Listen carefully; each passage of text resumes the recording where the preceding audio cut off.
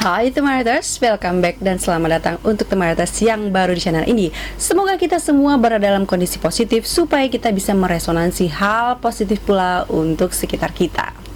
Ide udah ada, ya kan? Plot juga udah tersusun, bahkan udah bikin outline-nya secara tertulis. Karakter-karakter sip udah ada semua. Nah itu artinya teman-teman udah bisa nih membuat atau memproses penulisan sebuah novel. Nah tapi selain unsur-unsur utama itu, dalam prosesnya menulis tadi kita itu perlu memberi sentuhan-sentuhan kecil supaya novel kita itu terasa lebih hidup dan juga believable, bisa dipercaya. Nah, di sini aku akan berbagi sentuhan-sentuhan kecil seperti apa yang biasanya aku bubuhkan di dalam cerita-ceritaku supaya novel kita itu terasa lebih hidup ya. Yang pertama adalah kebiasaan kecil karakter. So, misalnya gini, kita sudah menentukan sifat-sifat dasar dari karakter kita ya. Misalnya dia pemarah, misalnya kan, atau misalnya juga dia penyabar, atau misalnya penakut, pemberani, dan lain sebagainya. Nah, kita juga harus memberikan dia tambahan kebiasaan kecil supaya dia tuh lebih terasa manusiawi gitu ya, supaya cerita kita pun nanti jadi believable. Ada suka karakter yang kalau lagi ngomong itu ngerapiin rambut gini ya, sambil ngerapiin rambut. Kan biasa sekarang kalau orang dari salon itu kayaknya kalau nggak ngerapiin rambut gini susah gitu ya. Jadi ada yang sambil ngomong terakhir jadi kebiasaannya gitu kan.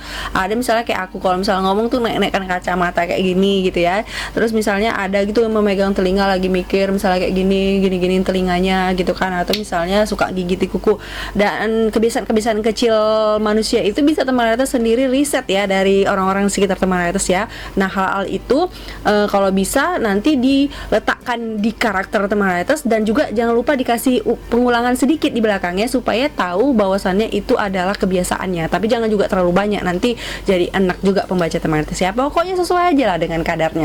Nah untuk level tertentu bahkan kebiasaan kecil ini terkadang bisa jadi clue loh, atau petunjuk dalam cerita-cerita misteri ya kan. Misalnya kalau dia takut itu dia selalu menggigiti kuku. Nah ketika misalnya dikonfrontasi seseorang karakter yang bilang kalau dia itu misalnya membunuh gitu kan, terus dia nggak mengaku tapi dia gigiti kuku. Nah itu bisa jadi suspek ya kan.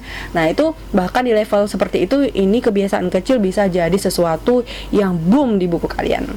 2 adalah call atau sebut ulang kehadiran benda kecil di sebuah scene yang sama. Jadi misalnya kayak gini ya, misalnya teman Retes itu menggambarkan lagi di kafe nih, lagi di kafe, dua orang karakter di novel teman Retes itu lagi duduk dan depannya ada kopi, ada kue keju misalnya. Itu benda yang sudah teman Retes sebutkan di scene awal ya, di dalam sebuah scene dialog di dalam kafe itu tadi. Nah jangan lupa recall balik atau sebut ulang benda yang kecil, salah satu benda kecil yang teman Retes sebutkan. Misalnya di akhir scene, mau di akhir scene atau di tengah, teman Retes bilang karakternya itu misalnya makan kue kejunya atau minum kopinya atau menggeser gelas kopinya atau bahkan nggak menyentuh sama sekali kopi dan kejunya. Pokoknya dibilang lagi benda itu dengan cara terserah teman Retes, dengan cara apapun. Jadi dia terasa lebih lebih 3 dimensi gitu ya, nggak tiba-tiba hilang. Kalau misalnya di dalam komik misalnya gitu kan, dalam komik dia settingnya itu masih sama tapi tiba-tiba ada jam dinding yang hilang gitu kan, itu kan berarti ada sebuah hal yang plot hole gitu. Jadi ini bisa sentuhan kecil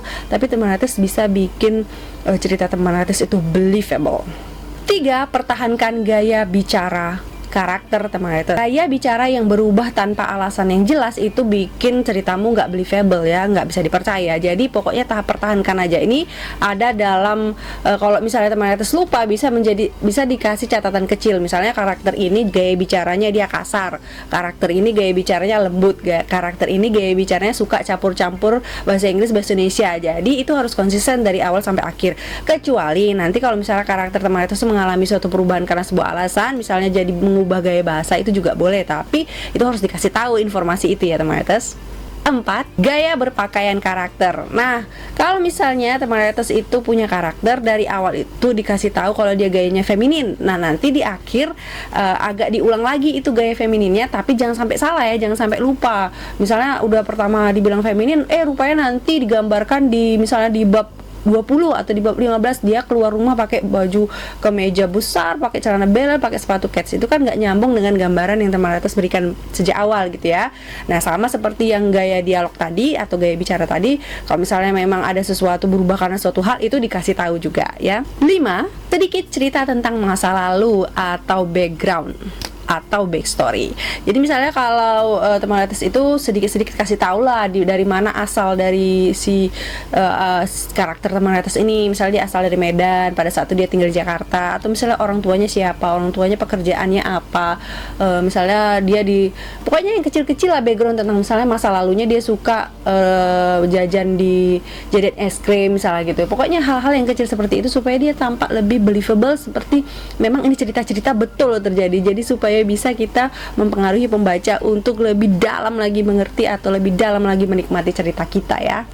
Oke, pada intinya dari 5 hal yang aku sebutkan ini tadi, nggak mesti semuanya wajib harus ada di dalam novel teman Retes. Pokoknya dipilih aja mana yang sesuai, mana yang memang diperlukan oleh cerita teman Retes ya. Atau teman Retes misalnya punya hal lain untuk membuat novel teman Retes lebih hidup, komenlah juga di bawah supaya kita bisa berbagi sama teman-teman yang lain ya. Mana tahu ada yang kesulitan untuk membuat novelnya itu supaya lebih believable lagi. Jadi komen aja langsung di bawah hal apa lagi yang bisa kita lakukan untuk membuat novel kita jadi lebih hidup.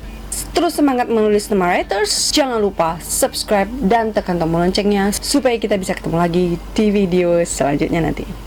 See you.